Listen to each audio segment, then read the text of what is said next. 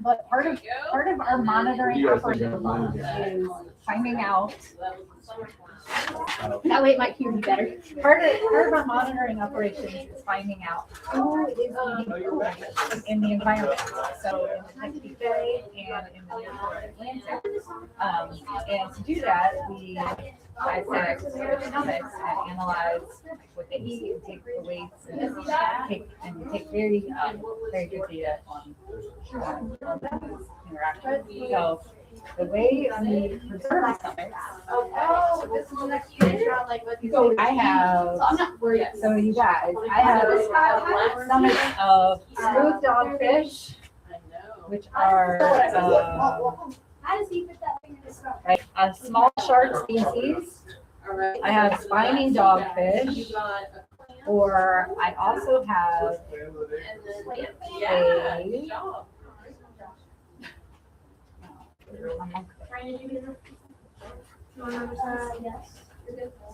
you guys know what a monkfish is? I am a American child. I also have the stomach of a monkfish. So which spiny dogfish, smooth dogfish, or monkfish? Which is going to have the most information? I don't know. Bottom feeder? Yeah, they are on the bottom. Monkfish? Okay. All right. Their stomach's going to look like a ball.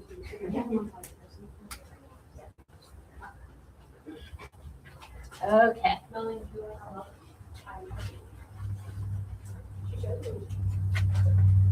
So this is how we preserve the fishes. I'm not trying to get a good one here.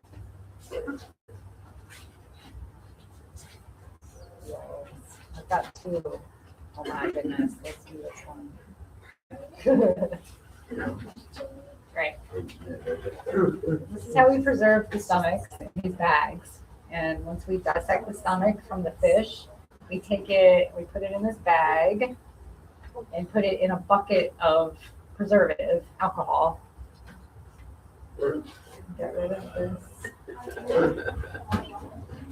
And so this is the label that with the sample that matches it up to the fish that we caught and killed for this. All right.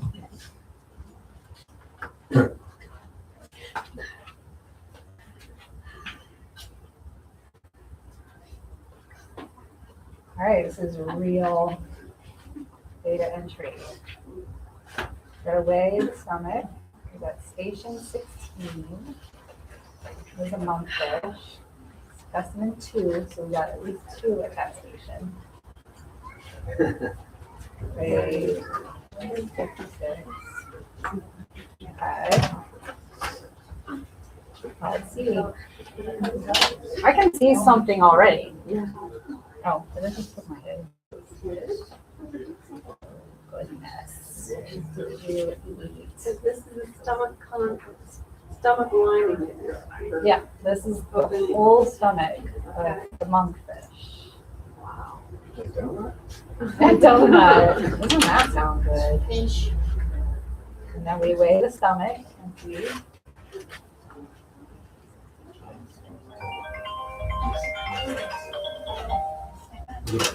It is lunchtime, right? Okay. It was. If you guys know what this is, help me out. It was all kinds of curled up. I think I can see the mouth. Oh, goodness. How gross. On the contents of the inside. Because that's an 8-foot fish. It looks similar to this last one, doesn't it? Yeah. It's the same one I got in the last stomach I opened from the spiny dog. So that wasn't, I mean, one thing that we got. Is it? Let's hold it up to the camera. Yeah. Is it safe to say that the monkfish did not catch that? That was laying on the ground. No, laying on the floor. no, they're ambush predators. Oh, okay. So that fish was probably swimming by and it opened up its mouth and it ambushed it. Wow. Okay. So menhaden are very, very, very common in our fish stomachs. I mean, I could probably identify if it was just this in the stomach. I could probably identify this because I've seen so many of these tail, like really, really, really kinds of fins. And they have really oily bodies too, so to separate them from the other like herring and shad type species, if we see something that's really like oily and has a dark sheen to it, we know it's a menhaden. There's a pretty important commercial fishery for menhaden.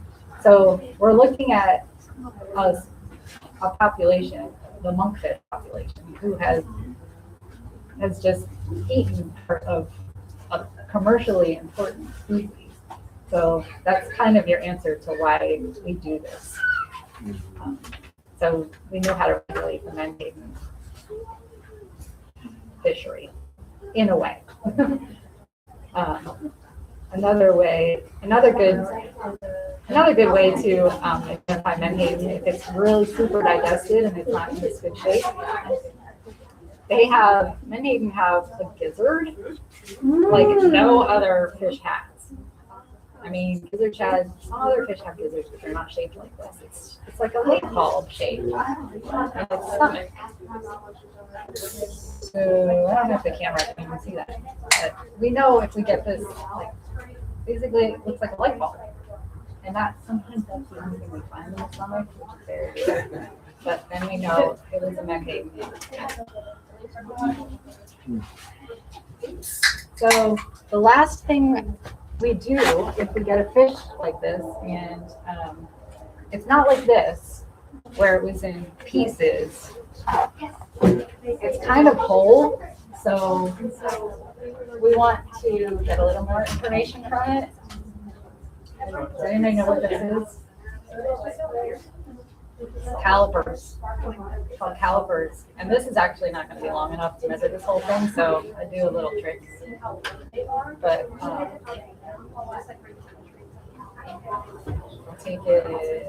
I'll take it to 150. And then I put a little dot right there. So what is math?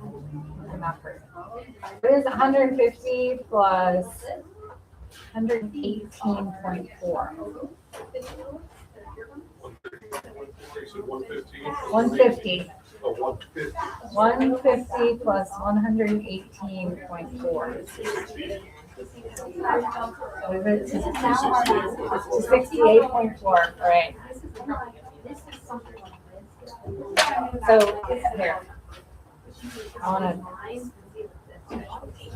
You're gonna look at this. What is it? It's millimeters. So I took it. This is a little confusing to explain because it was too long. But the first measurement was 150, and then the second measurement was this much. So 110 that is there. And I look at the dial. So it's 8. And then the little ticks inside are the decimal point. So that's how I got into it.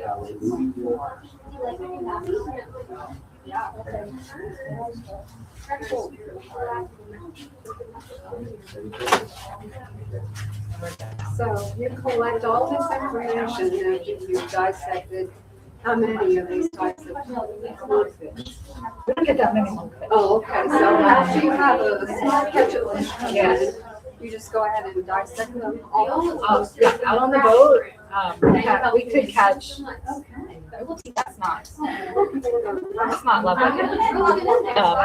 We could catch hundreds of fish out on the boat, and we only take a handful, like 3 or 5, as a subsample. So a subsample to take the stomach out and take the otoliths.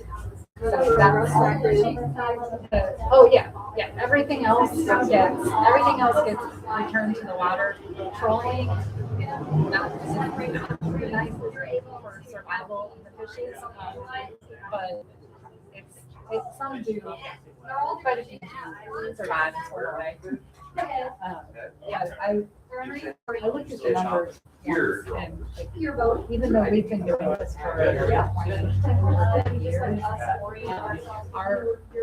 the effort that we put into it and the numbers of fish that we is a fraction of how much is landed for commercial purposes, just to get, I'm not saying like, not saying competition. All these are. It was something that was concerned about. Like, how much I'll see what you said. Something like this. Recorded information. we keep it in a database, and a student, if a student comes and works with us, they'll publish it for about consumption. And the treasure crate interaction data can Oh, wow, actually all right. I didn't realize. tell us a little bit about natural mortality and what populations, how populations are raised compared to each other. Wow. And we have some food web graphics on our website. All of this data goes, go to our website, you can look at and see how we quantify it and show it on the graph. I gotta, yeah, thank you. I just have to wait. Okay. I should make it. A crab claw is what? That is a salmon So then we can study it. from the other, I gotta write this. Oh, shit, got it.